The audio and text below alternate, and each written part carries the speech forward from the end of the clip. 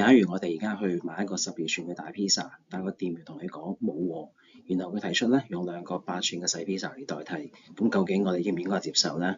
嗱，就要聽落去咧，2個8寸嘅披薩加埋一齊係有16寸，咁多過12寸好似有着數喎。咁但係咧，12寸同8寸咧都係2個披薩嘅直徑嚟嘅，而我哋食披薩咧唔係就係食條直徑噶嘛，係咪？我哋係食整個面積嘅，咁所以咧其實我哋應該比較翻2種披薩嘅面積。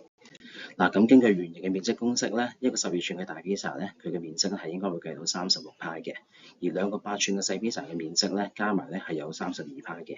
咁32派當然就細過36派啦，咁所以我哋咧係唔應該接受嘅。